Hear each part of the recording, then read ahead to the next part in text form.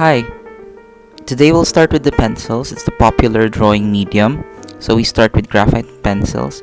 You usually use it for primary sketches, but it can also be used for finished drawings. You can use it to draw lines of different weight, qualities, thick and thin, dark, light, straight and curved, like this in the example. You can suggest parallel lines, organic lines, in order for you to establish forms and texture. You can do hatching, cross-hatching, spirals, geometric shapes, organic shapes. You can write letters and numbers. All of these are possible by using a very simple tool which is called the pencil. You can also use it for light and dark shading techniques by varying the pressure that you put on your pencil to the paper. You can also add additional texture using different kinds of lines over the previously rendered pencil drawings, like this in the example. Plus, you can always erase it since it's just pencil marks if you commit any mistakes. You can fill shapes and make it interesting with patterns. And most of these techniques can also be done with other mediums and pens. You just need to remember how you do it and to practice always. You can do stippling, dotted lines. You can actually mimic different kinds of textures and shapes. And of course, you have colored pencils. You can do dark to light shading with these pencils. And you can even blend them together and create gradations like this example. You can create more colors and more shapes using layering techniques. You can use watercolor pencils, and whenever something is water soluble, you can activate the pigment with water and brush. Here in the example, the blue colored pencil is water soluble, so let's activate it using a brush and water. The red here is a permanent pigment, so it won't be activated with water. It would create interesting ways for your artwork. Also, there are graphite pencils that are water soluble. You can just layer it over a previously rendered colored drawing and then activate it similar to watercolor pencils. Usually, watercolored pencils and graphite darken its color whenever activated with water. And you can mix and match all of these kinds of pencils together. Don't be afraid to experiment. So I'm showing you an example of how to mix and match things. Here's an example. You can see that whenever your strokes is visible, it looks like it's artistically done rather than a very finished way. Okay. These are more examples. Also, you can activate it, knowing that all the other colors that are not water soluble will still be intact. You can add contouring lines and rendering around it to create texture and forms and depth. Also, whenever your work is dried, you can always put a layer of color over it and blend similarly to how you do it the other way, and activate it again with water. So the possibilities are endless with pencils.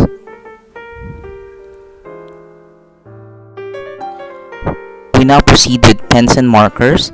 So it includes your ball pens, felt tip markers, sign pens, and different kinds of writing instrument that can be used for drawing too.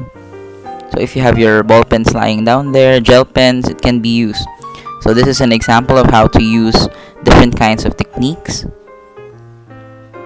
This is used using ballpoint pen. You can actually do textures and shading. You can also use different colors like blue or red.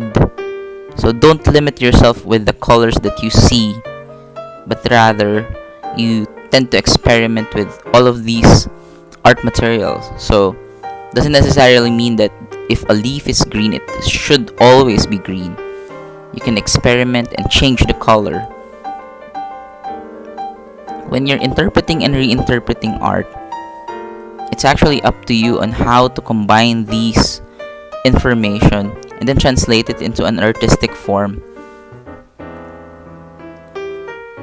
So you can also do scrumbling or doodling as a form of technique, and then overlapping these textures to make it more interesting, checking marks or flicking marks. You can also draw on black paper using gel pens and chalk markers.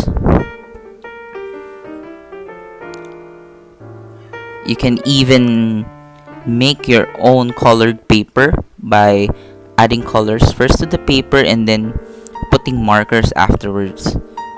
So there are different kinds of markers.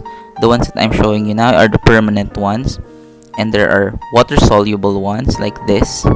So when something is water soluble, it means it can be activated using water, similar to what I showed you a while ago. So here's the same marker, and then now I'm trying to use it similar to a watercolor technique, and now I stamped the part and I'm just doodling something in between. So here are crayons and pastels. Most of it are wax and oil based and are often water resistant. It means that it doesn't move whenever you put water into it, but rather resist or protect the surface. So here's a quick color wheel done using crayons, and now I'm using same crayons and then combining it using warm and cool hues, showing you that you can actually blend things out and experiment. And also we also have here watercolor. When you're using watercolor, one of the best thing that I would say is that to let the colors mingle and burst, and then let it work with you, rather than you are struggling with your brush strokes and your water and your paint. Just let it surprise you. Sometimes you can mix and match all of these art materials and then take advantage of the properties. Like here you can see the water resistant properties are actually being used with watercolor so that you can protect the part of the paper. And now we're doing a crayon etching here. So I'm doing a very thick coloring using crayons, and then a thin part using crayon. Then I will etch it using the cap of the sign pen there. You can see you can scratch it and the color shows through, and then you can cover it with watercolor, so all of the parts that are not protected with the oil pastel or the cray pas would seep through. Also, you can also do different water-based color marks like this, and then activate it with water afterwards, then mix and match it with crayons. So here are some of my latest works using inks and gold. Now I'll give you an overview of my sketchbook. This is how you can actually use these medium. You can either go for a black and white if you don't want your works to be very colored. You can go for a black and white plus an accent color. You can go analogous color. You can also do a very sketchy way, or like this. These are done in ball pen. These ones are done using markers and pens. These are done in colored pencil backgrounds plus markers. So you can mix and match the colors. You can just let them be very simple. You can get a color scheme that is very close to you. This is done with crayons. Kitty crayons. Okay, this is black and white plus an accent color. This is done by markers, alcohol markers. Okay, this is colored pencils, and that one is markers and gel pens. Okay, different gel pens will give you different look, mixed media outputs, and doodling. So there's actually a multitude of possibilities given to you with the art materials that are presented to you today, and I would like you to think of things that would inspire you to do a piece. That doesn't necessarily mean it would be the best one because of the execution, but rather it's a work that exemplifies the use of the medium plus the coherence of the objects and subjects to the theme. Whenever you join a contest, always remember to put your best foot forward and keep in mind that it is a challenge. So it's best to enjoy it rather than be stressed about it. So always and always practice. So this was the sketchbook that I did last year, last quarter.